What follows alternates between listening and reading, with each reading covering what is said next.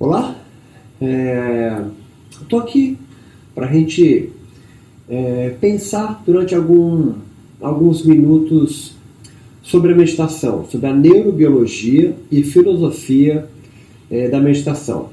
Meu nome é Roberto Simões, eu sou pós-doutorando em Ciência da Religião pela PUC de São Paulo e estudo yoga e a meditação nas suas imbricações com a sociedade brasileira e latino-americana, sobretudo. A perspectiva do trabalho, né, do nosso bate-papo aqui, ela foge um pouco de duas vertentes muito fortes que investigam a meditação no Brasil e no mundo. Uma perspectiva é sobre as implicações terapêuticas da meditação, a cura para estresse, ansiedade, mal-estar ou tratamento para. E uma outra vertente que estuda muito são as interpretações, os comentários das escrituras sobre meditação. Né? As palavras em sânscrito, a etimologia, a filologia sobre meditação. Aqui eu vou tentar fazer em alguns minutos uma aula no qual a gente tenta criar uma espécie de uma terceira via de perspectiva da meditação, que é a que imbrica, a que investiga a meditação na sociedade moderna. Né? Por que a meditação ganhou popularidade no nosso mundo atual? Né? Nenhuma outra prática de cunho religioso e espiritual, como a meditação nasce pelo menos de duas grandes religiões, né, que a gente conhece, o hinduísmo e o budismo. Né? A ciência não tem interesse em estudar, por exemplo, práticas judaicas, por exemplo. Né? Quem já viu alguém estudar Cabala na Universidade Federal de São Paulo, ou qualquer outra Universidade Federal e Universidade do Mundo? Mas a meditação, sim, né? Ela ganha um status importante na sociedade. Vamos pensar um pouco por que disso. Né? De forma geral, a gente tem que pensar o seguinte. O primeiro ponto que eu coloquei aqui para a gente pensar. A meditação não busca afindar as ilusões da vida. Porque isso é uma frase muito comum, sobretudo no micro-universo do yoga, mas também entre meditadores. Né? Eu quero acabar com as falácias da minha vida, compreender a mim mesmo, a ter meu autoconhecimento e assim trilhar uma vida mais feliz, plena. Eu compreendo aqui ilusões como construções narrativas que você cria ou herda, certo? Então, vamos supor que você é um indígena de alguma tribo aí da Amazônia e você desde sempre foi criado entendendo que dançar em torno da fogueira na terceira lua cheia de maio, sei lá, viajando, isso faz melhorar a colheita, a agricultura da sua tribo, da sua sociedade. Chega um engenheiro, agrônomo da sua tribo e diz para você o seguinte: olha, você não tem nada a ver com a viagem, tá? A chuva, a melhora do vento, enfim, o sol, que vai melhorar a sua colheita, não tem nenhuma relação com você dançando em torno de uma fogueira. Né?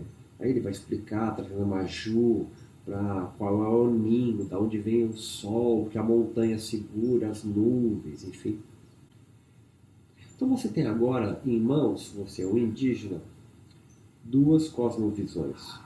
A perspectiva que você herdou e que você desde sempre tem 25 anos. Você tem há 25 anos seu pai, seu avô, sua mãe, seu tataravô, sempre fez isso. É uma tradição. E dá certo em muitos casos, dançar em torno da fogueira e melhorar a colheita. Alguns anos não deu certo, mas é porque, sei lá, uma mulher menstruada entrou no ritual, alguém de outra tribo. Você tem sempre alguma coisa. Os deuses estavam.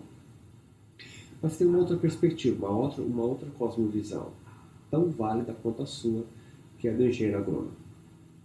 Você agora tem duas cosmovisões, e você pode fazer basicamente três coisas: matar um engenheiro e com ele a cosmovisão que ele trouxe, e você preserva a sua. Você pode criar um hibridismo, juntar a cosmovisão que ele trouxe com a sua e criar uma terceira, híbrida. Brasileiros são experts nisso.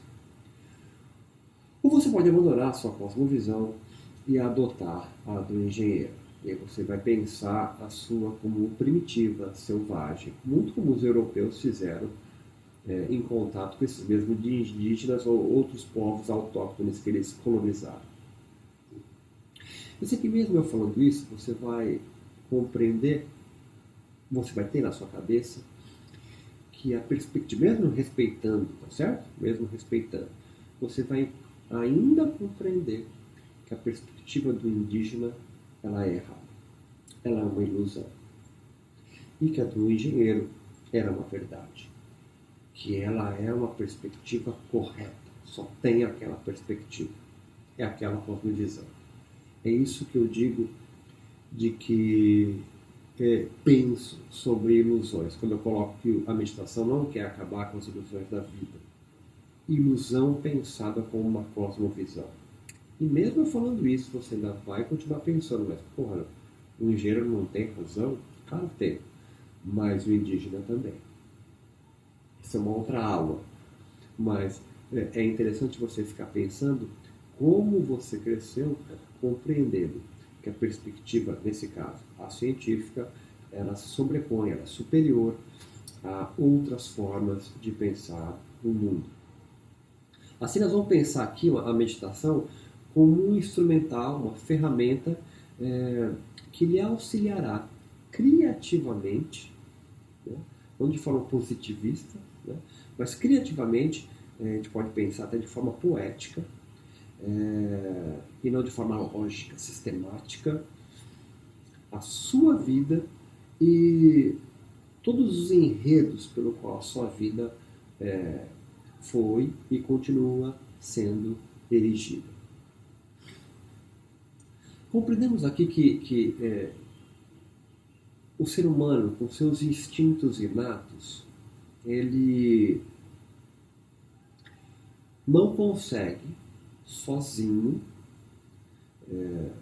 atravessar, suportar as tragédias da vida.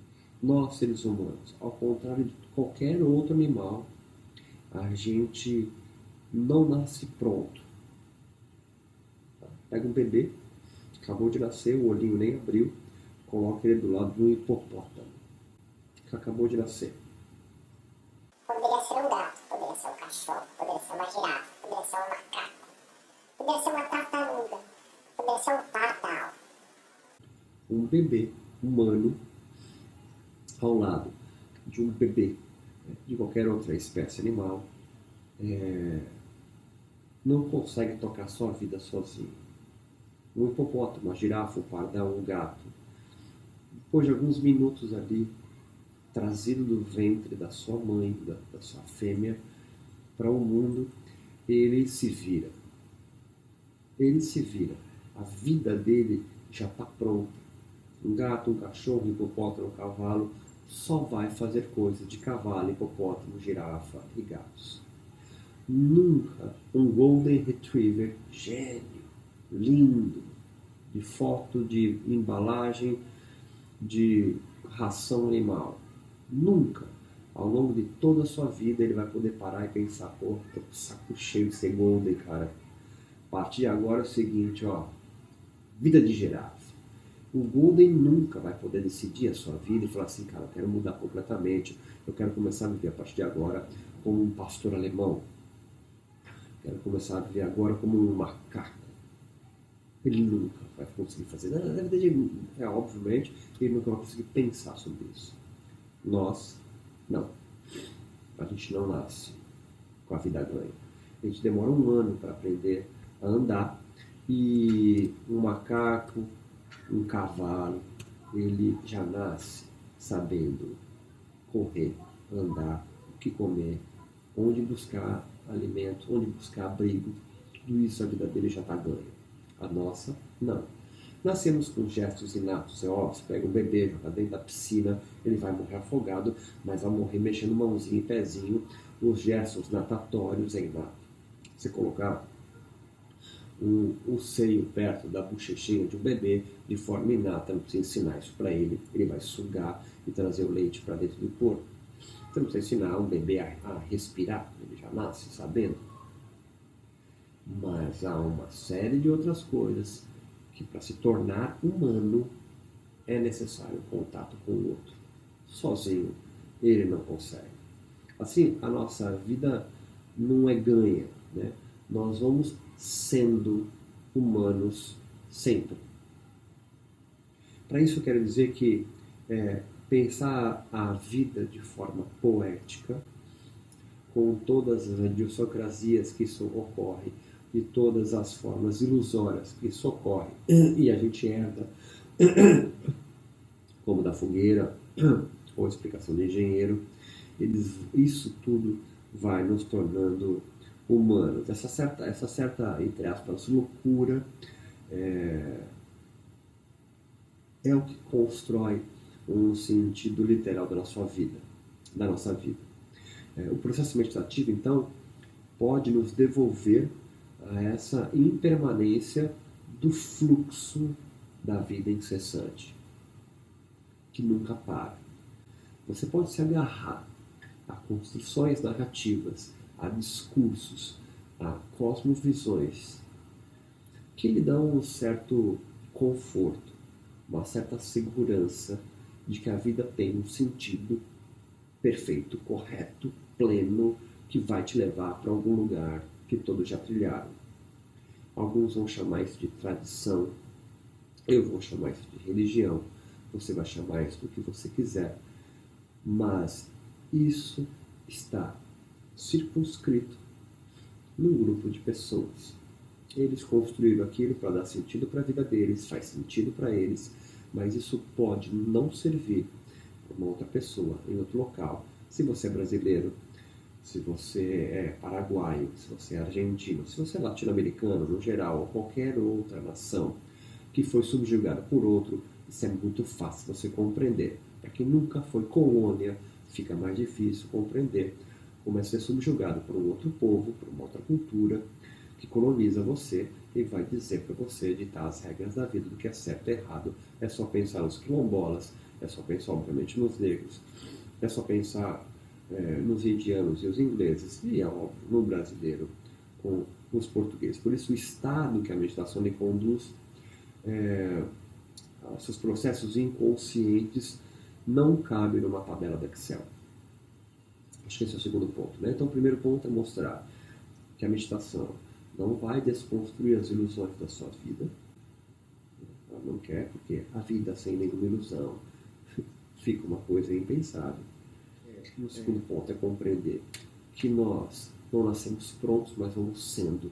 A meditação pode nos auxiliar nesse processo de ser. Você não nasce pronto. Mas a gente parte direto agora para, depois dessa pequena preâmbulo, introdução, aos caminhos neurobiológicos da meditação propriamente dito. Eu separei aqui em 4 momentos isso, para ficar de forma didática. Primeira parte do processo neurobiológico é no cérebro mesmo, compreender que ele é um processo totalmente natural. O que significa natural? Significa que você, que nunca meditou na sua vida, possui uma circuitaria que lhe capacita a participar de um processo meditativo. Esse é um ponto importante de você compreender. Você nunca ter meditado na sua vida, você nasceu pronto para meditar. Quando você foca a sua atenção em um objeto, e esse é o cerne de qualquer prática meditativa, qualquer método, qualquer técnica, a base dele é focar a atenção no objeto e não se desviar. Pode ser uma caneta, pode ser na chama da vela, pode ser num mantra repetido no seu ouvido, pode você emitir o som de um mantra, pode você observar passivamente os movimentos da mente, o clássico, pode você observar a sua respiração caminhando ou sentado. A meditação também não tem nenhuma relação com a posição do seu corpo, claro que sentado, parado, você tem menor número de estímulos, em tese parece ser mais fácil, mas mesmo assim isso ainda é discutido, porque cada ser humano, como nós fizemos no preâmbulo, é um universo único. Então, pessoas podem ter mais facilidade de meditar sentado ou caminhando, por exemplo, ou realizando uma série de posturas, como no yoga, algumas práticas de yoga, isso é feito. Dessa forma, quando você foca a atenção no objeto, seja brincando de Lego, seja brincando de carrinho, se você é criança ou não, avistando um parceiro sexual, avistando um predador, quando o predador ainda não percebeu e você é a presa, ou ao contrário, você é a presa, você é o predador e percebeu a presa enquanto a presa não te percebeu, o foco da sua atenção ali, isso quero enfatizar que ele é natural, desencadeia o processo que nós vamos chamar, juntamos as letrinhas e chamamos de meditação. Compreende? A meditação não é um construto de uma sociedade indiana do século Blatra, antes de Cristo. Não, ela é a observação do ser humano. Assim, quando você foca a atenção em algo, uma área cerebral está relacionada à sua atenção, ela é ligada. Eu espero que agora vocês assistindo o vídeo estejam com essa área acionada, da atenção plena. Você vai acionar uma área no cérebro chamada córtex pré-frontal, é onde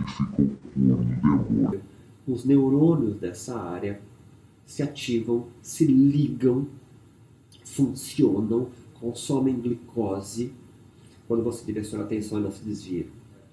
O córtex pré-frontal é inundado de um neurotransmissor chamado glutamato. Só escreve o nome, não vai cair na prova isso. O glutamato é o que faz os neurônios se despolarizarem, os neurônios funcionarem. O córtex pré-frontal, quando é acionado, é inundado de glutamato, ele vai se ligar a uma outra parte do seu cérebro, parece um bacon que vai dentro do seu cérebro, tá? Se fizer um corte aqui, ele está lá dentro, não é superficial, está lá dentro, chamado giro cingulado ou giro do símbolo. Então, o córtex pré-frontal, ele tem uma relação intrínseca com uma outra área, é pedaço de carne, tá certo? Não pensa de forma metafísica, estou falando de pedaço de carne. Pegar um fígado na sua mão, pega um cérebro na sua mão, você vai encontrar o córtex pré-frontal, o giro cingulado está lá dentro. Quando o córtex pré-frontal é acionado porque direciona a atenção, o giro cingulado também é acionado, também é inundado de glicose, também é inundado de glutamato. E quando ele funciona, quando ele é ativado, a gente usa o nome despolarizado, desencana, ele vai ter uma relação intrínseca com uma outra área do seu cérebro, especificamente o sistema límbico, está relacionado às emoções, chamado tálamo. E o giro cingulado põe o tálamo para dormir. Ele é inundado de GABA.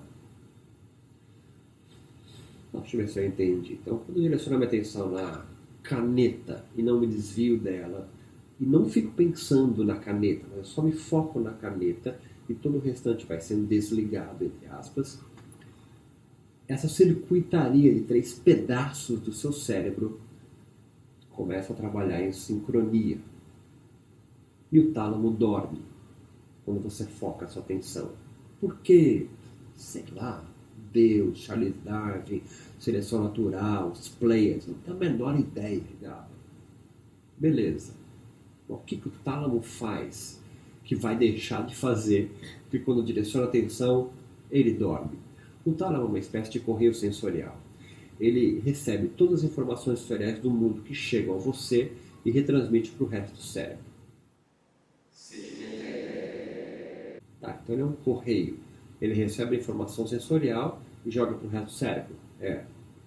Então quer dizer, quando eu foco a atenção, a informação sensorial do mundo que chega até mim não vai para o cérebro?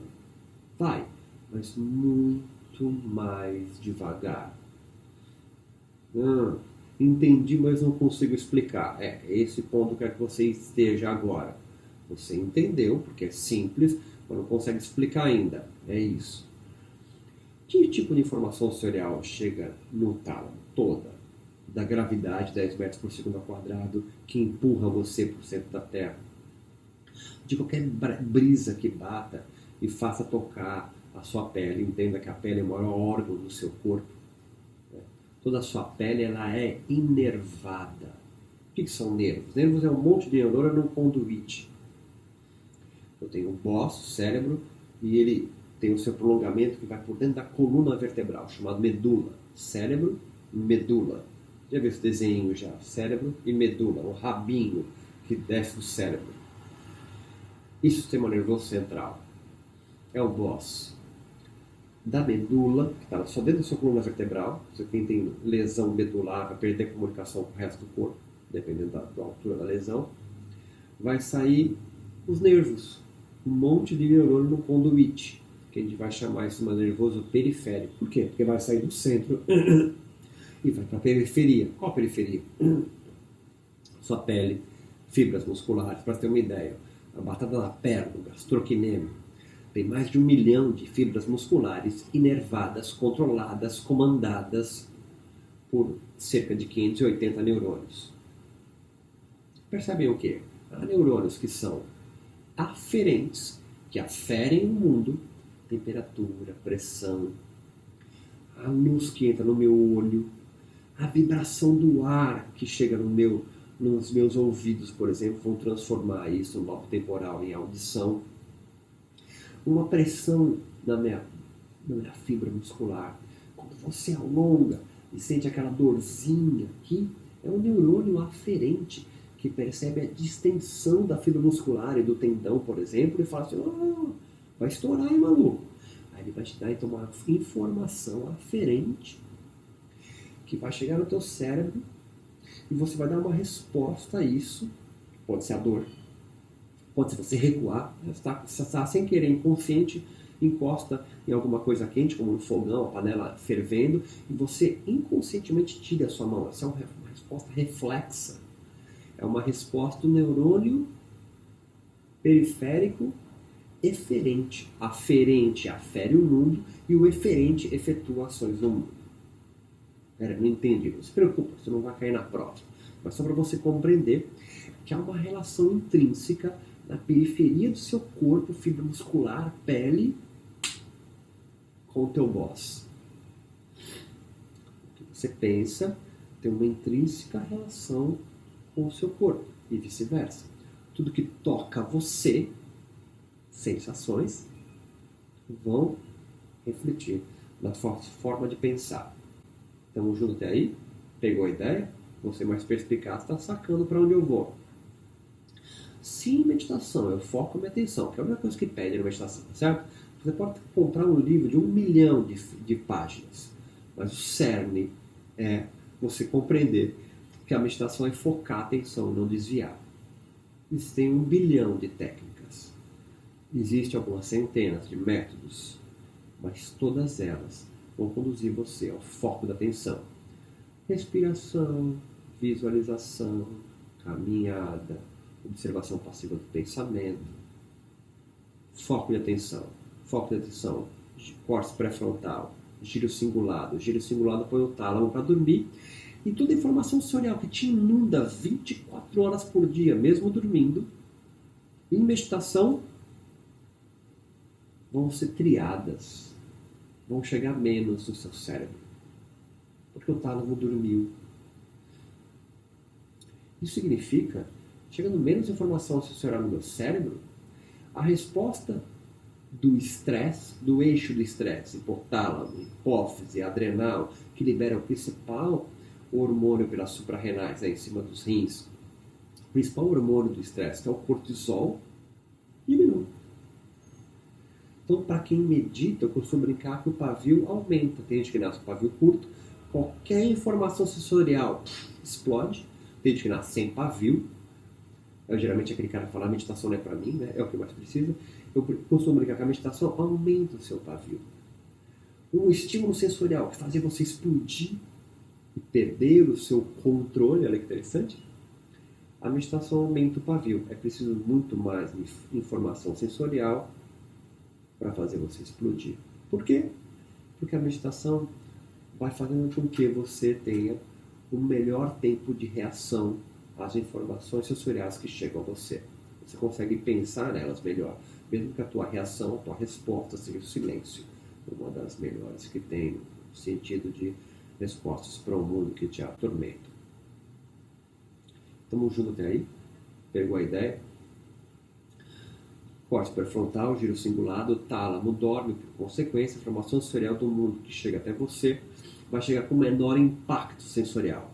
Por isso que hospitais do mundo inteiro indicam meditação para quem tem pacientes com câncer, faz quimioterapia, coquetel para HIV, por exemplo, que tem o sistema imunológico baixo. E quando você medita, o sistema imunológico vai ter uma resposta melhor porque há menos cortisol circulante no teu sangue. Cortisol ele é antagônico ao sistema autoimune. Estamos juntos até aí? Pegou a ideia do que eu estou querendo dizer?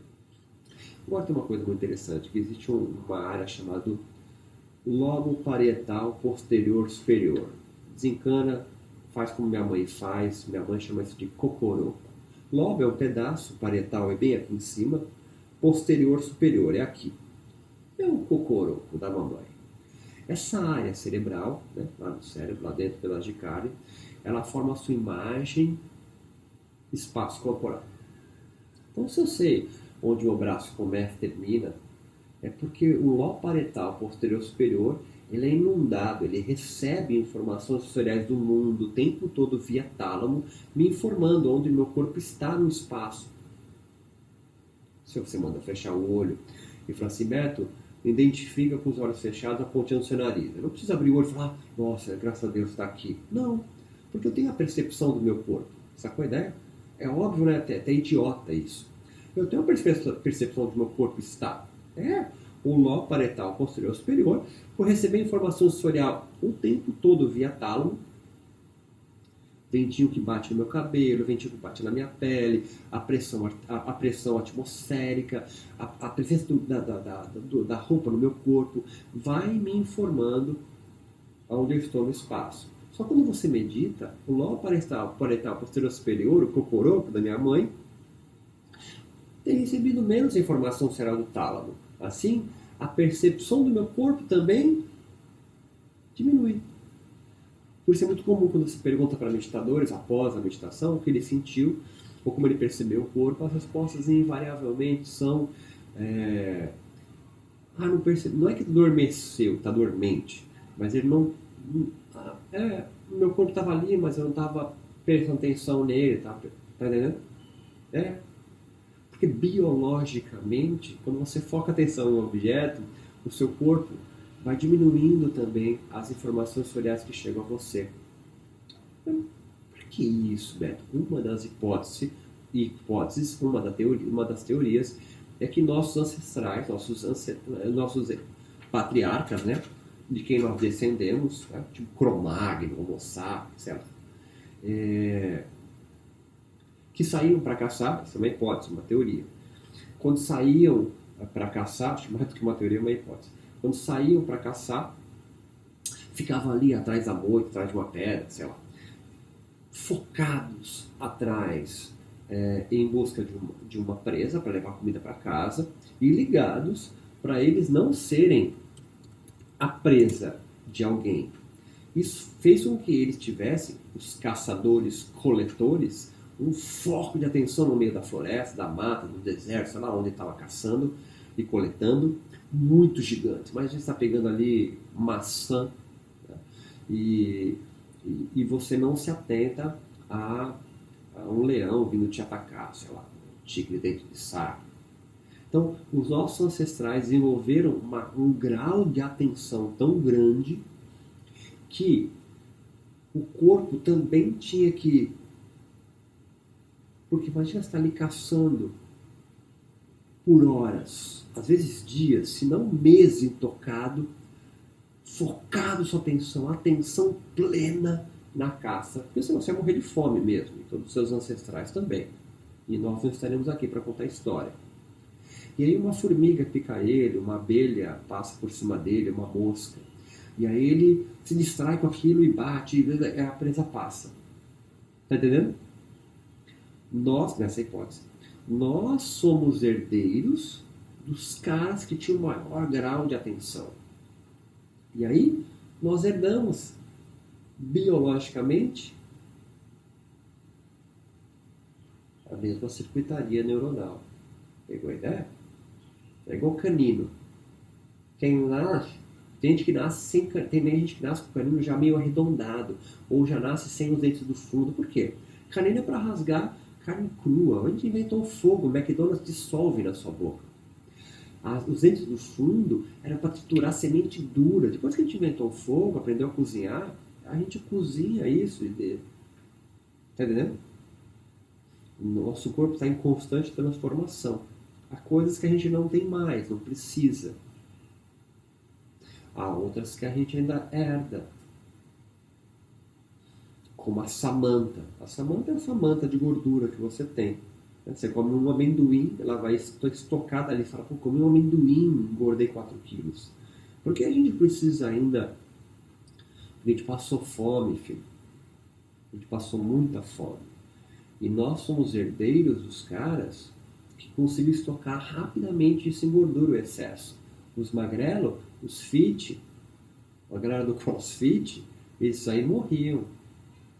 Tá entendendo? Sabe qual é, né? Nós somos herdeiros dos balofa, dos caras que conseguiam estocar gordura rapidamente. Tu fala, pô, mas hoje não precisa mais, né, meu? Eu tenho geladeira, cara. Mas são bilhões de anos para isso passar. E nós somos nada na história nossa, né, de hominídeos. E a meditação? A meditação foi importantíssima. Leia-se meditação, né? O nome que você dá, quase místico, espiritual. Leia-se meditação, foco de atenção. Nossos herdeiros precisaram ter um foco de atenção muito preciso para ir atrás da caça, atrás de sementes, colher frutas, ligado para não ser a presa, atenção plena naquilo. Quando é que o maluco, olha o nome que a gente vai dar, relaxava, sentia acolhido, na caverna, mas sobretudo na convivência com outros. Pegou a ideia, tá aí? Parte para o segundo ponto que eu acho importante. Uma série de neurotransmissores e hormônios que são secretados durante a prática meditativa. Um deles, muito importante, é um par que eu gosto. É a dopamina e a serotonina. A dopamina está ligada ao sistema de recompensa motivado. Lembra do cachorro de Pavlov? Ele apertava uma alavanquinha, caía a ração, acendia a luzinha e fazia um som. Sei lá, acho que era isso. Ele repetia isso diversas vezes. Até uma hora que ele apertava a alavanca, acendia a luz, ele já começava a babar sem ter a comida. Ele já esperava, de forma motivada, porque ele apertou a alavanca, a recompensa do rango. Sacou a ideia? A meditação está atrelada a esse sistema de recompensa que secreta a dopamina. Isso significa? Significa que você, antecipando ao processo meditativo, pensando nos benefícios, tá? De forma geral, você se sente bem. A meditação te traz uma percepção de bem-estar. A dopamina, o sistema de recompensa motivado, proporciona isso. Ninguém sai da meditação puto. Porra, caralho, a meditação foi uma bosta hoje. Não, você pode ficar puto que não conseguiu atingir o estado meditativo, mas ninguém retorna do estado meditativo puto. Um outro neurotransmissor importante é a serotonina. A serotonina é uma substância química, só para você ter uma ideia, em todos os remedinhos para emagrecer. Por quê? Porque ela produz, a sua ligação com a dopamina, uma sensação de bem-estar, também diminui a sua saciedade, a vontade de comer, mas, sobretudo, ela produz em você um menor sentimento de raiva e de ódio. Louco isso, né? Então você vai tomar um remedinho para emagrecer, você vai sentir menos fome, vai sentir motivado, né? Eles colocam junto no remédio para emagrecer ainda algum estimulante, tipo efedrina, cafeína, taurina, alguma ina da vida. Então você vai sentir motivado, bem-estar, sem raiva, sem ódio, isso ao contrário, uma sensação de vambora, vamos pra cima, e não sente fome. O que acontece? Fica anêmico, é óbvio. Outro remédio que se tem serotonina são os antidepressivos. Então, se baixa a serotonina, a vida fica cinza, triste, sem sentido, muita serotonina vai causar o contrário, uma vida com sentido, bem-estar e motivado. Um desses remedinhos para emagrecer foi sendo testado, mas não foi aprovado para cair no mercado para humanos. Né? Os ratinhos ficavam loucos na gaiola, passavam pelo escorregador, desciam na caixinha, colavam na caixa de som, pregavam no arame, ficavam muito loucos, correndo. Não foi aprovado. Talvez um aluno de doutorado ou de pós-doutorado viu aquela reação do ratinho, pegou um comprimidinho e tomou. Ele tomou esse remedinho que era para emagrecer, mas que dava uma descarga serotoninérgica gigantesca no espaço de tempo muito pequeno. Então você imagina, baixa depressão, vida sem sentido, tudo a preto e branco. Lembra que serotonina te traz uma sensação de menor raiva. Se você não tem serotonina, sua raiva sobe. Sacou a ideia? Serotonina te ofertando na corrente sanguínea, no teu cérebro, faz com que o seu ódio diminua, ele age no sistema límbico. Então você imagina tomar uma carga serotoninérgica muito grande e rápida. Ou ao contrário de ódio, um bem-estar, um amor por todo mundo, você considera todo mundo pra caralho. Esse remédio foi tomado por esse doutorando, que era para emagrecer, não foi aprovado. Ele colocou um fonezinho de ouvido, saiu correndo e colou na caixa de som. Isso aí foi vendido nas rodas de batucada. A gente conhece ele como êxtase, no Brasil bala, remedinho, um comprimidinho que você toma em rave. Então você imagina, você toma aquilo ali, 2, 3 comprimidos daquilo, a carga serotoninérgica é gigante. Você considera todo mundo pra caralho, vem com uma cara de defedinha gigante, você não consegue ficar parado, ama todo mundo.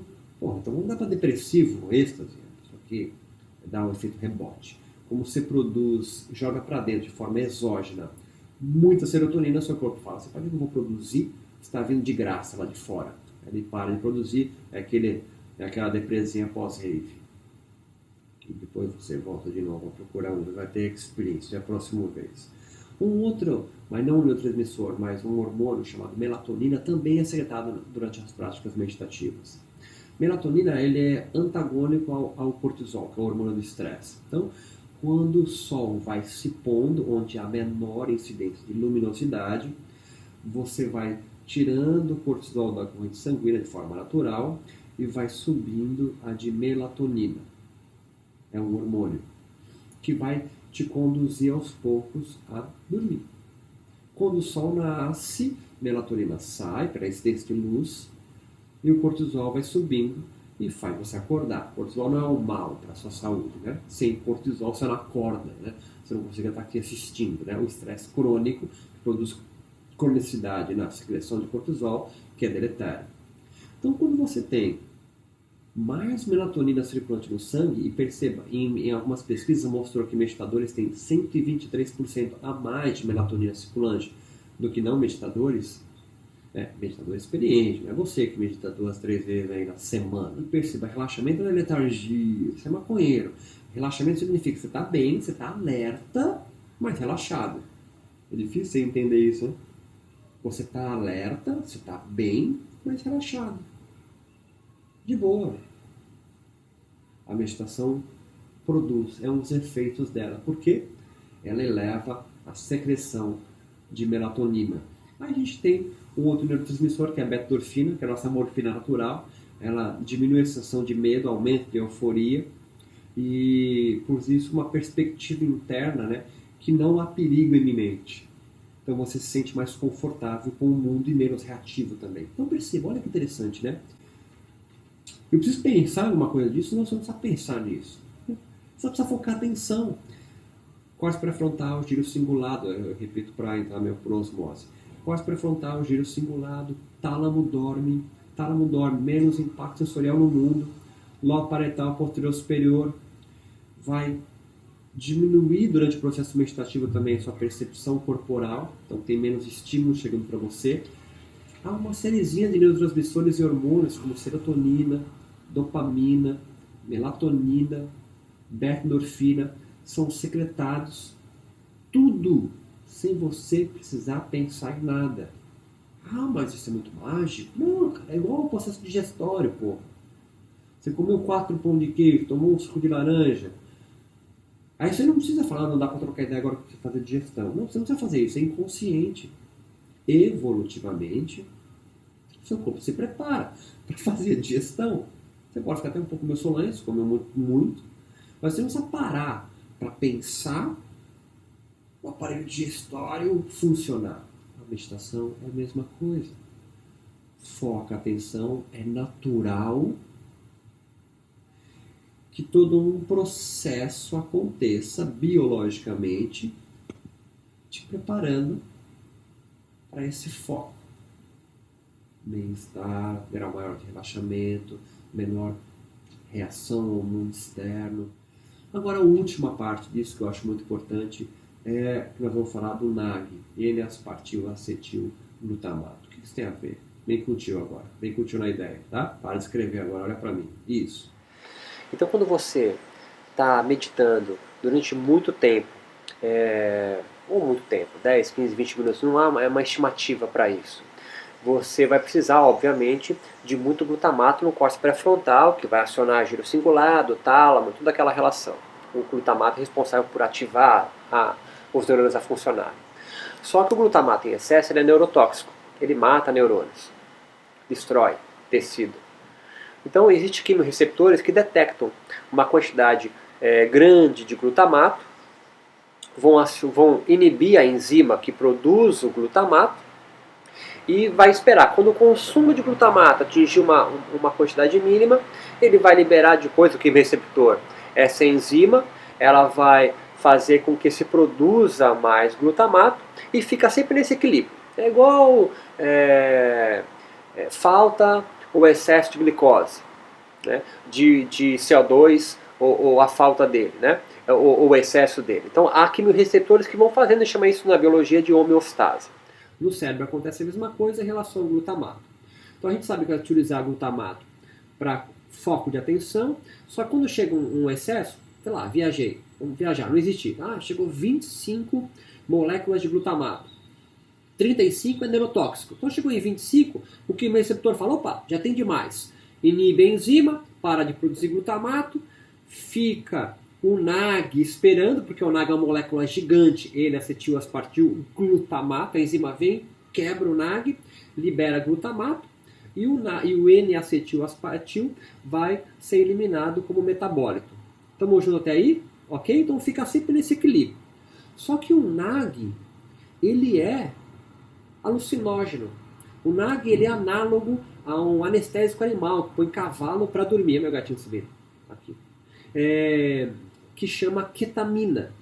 Ketamina é comercializado nas ruas, né, de forma de uma droga recreativa chamada Special K de ketamina, de K. Então, a gente pode afirmar, pesquisas mostram isso, que há uma produção muito grande de NAG durante a prática meditativa. Aí você fala, então a meditação é alucinógena? A meditação produz, sim, um psicotrópico chamado N-acetil-aspartil-glutamato, que é a molécula grande que vai produzir o glutamato. Ela fica de galerinha esperando para ser degradada e formar o glutamato. Só que quando tem muito glutamato disponível, um quimiorreceptor inibe a enzima, o NAG fica esperando e esse NAG, agindo no teu cérebro, ele pode produzir imagens, sons, né? Ele é um potente anestésico também, então produz um relaxamento mais interessante. É claro que não é igual você tomar o Special K, mas quando você pergunta para meditadores experientes e pensa em Jesus, 40 dias e 40 noites no deserto, quem foi trocar ideia com ele? O demo. Pensa em Buda, 7 dias, aí diz o mito, meditando debaixo de uma árvore. Quem foi trocar ideia com ele? Demo, Mara, que coloca ali as filhas nuas, sensuais, para distrair Buda do Nirvana. Mohammed, ou Maomé, né, que iniciou aí o que a gente chama de islamismo, ele passava também muito tempo ali em cócoras, meditando, orando. Quem foi trocar ideia com ele? Não, um anjo Gabriel. Anjo Gabriel que dizia para ele, recita Mohammed, recita, ele escreve o Alcorão. Jesus com demônio no deserto, Buda debaixo de uma árvore com Mara e suas filhas sensuais, Mohammed trocando ideia com um anjo, Nag, experiência mística. Esse é um ponto que a gente não tem para discorrer sobre isso, mas a cientistas céticos, como Richard Dawkins, por exemplo, escreveu um livro chamado Deus, um delírio, que vai decretar com todas as letras que todas as religiões e espiritualidades é uma alucinação maluca de seres humanos. Agora, que tipo de outra conclusão a gente pode pensar sobre o Nag e a meditação? Que a meditação, portanto, e todo esse conjunto, não só o Nag, mas serotonina, dopamina, melatonina, beta-endorfina, eles são, como eu disse, um fenômeno natural. Não é alguma coisa produzida de forma exógena, é natural. Nós, evolutivamente, herdamos isso. Isso é um ponto que tem que ficar muito claro para você agora. Nós herdamos essa circuitaria. Eu venho falando isso quase há 1 hora com você. Ele não pode ser, ele não é alguma coisa deletéria para a vida humana. Senão teria já sido deletada pela evolução de nós como animais. Mas ele é um potente criador de sentido de vida. A meditação pode trabalhar exatamente aí. Não é coincidência que depressivos, ansiosos, transtorno de atenção e demais desordens psíquicas se utilizam, hoje alguns psicólogos, psicanalistas se utilizam da meditação como parte da sua terapia complementar, enfim, essa é uma outra discussão, como algo que vai trazer esse inconsciente à tona. Então, como eu venho dizendo desde o começo do nosso vídeo aqui, o yoga não quer acabar com a ilusão da sua vida, é justamente por esse ponto. O yoga quer acabar com a ignorância da sua vida. Ignorância do quê? Bom, dentre a mais importante que a gente traz aqui para discutir, é você perceber em qual ilusão, em qual narrativa, qual discurso você escolheu ou foi escolhido a viver. Em quantas narrativas e discursos você está envolvido e se envolve ao longo da sua vida, ou entremeia ao longo da sua vida, formando quem você é, que você não se dá conta. Isso não é acabar com a ilusão. Isso é acabar com a ignorância. É você, o que a gente chama popularmente, entre aspas, de autoconhecimento. É você entender quais são as narrativas, quais são as loucuras, quais são as doideiras maravilhosas que você criou, como um poeta mesmo. E a meditação vai servir, aí o yoga entra com uma filosofia que se utiliza dessa prática, né? Para fazer você compreender melhor quem você é. E isso não é acabar com ilusão. Isso é acabar com a sua ignorância. Bem, eu espero que a gente aí tenha podido contribuir com um pouco mais sobre essa forma de pensar, a meditação, te ajudar, te auxiliar no seu caminho. Eu costumo sempre dizer no final das minhas palestras que depois de você ouvir tudo isso, anotar, buscar links, referências, esqueça tudo isso na hora de você sentar ou caminhar ou realizar posturas para meditar. A meditação não precisa desse arcabouço filosófico, neurobiológico para ela existir. Ela é natural em você. Mas é claro que esse repertório pode te ajudar se você é um professor, se você é um adepto, se você é um praticante que gosta de ter uma informação um pouco maior sobre outros caminhos, que não sejam só das traduções e comentários das escrituras, que isso é importante, ou os aspectos médicos, biomédicos, terapêuticos que a meditação tem, mas também pensar numa terceira via, ou seja, quais são as implicações humanas que a prática meditativa constrói e como ela está entremeada na sociedade brasileira. Né? O último ponto para a gente amarrar a ideia é uma pergunta, é uma indagação, é uma provocação.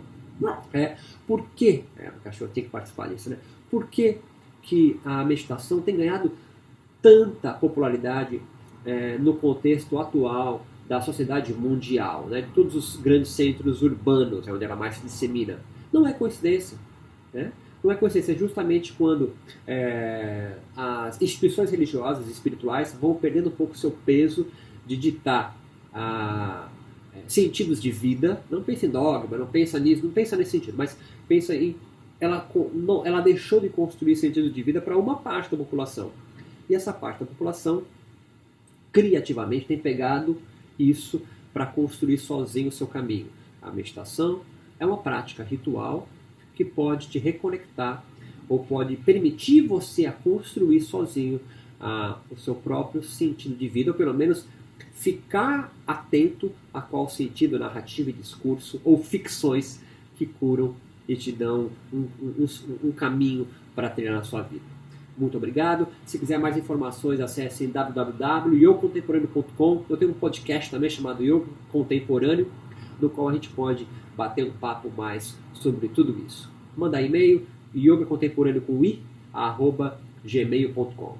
Forte abraço e muito obrigado pela paciência.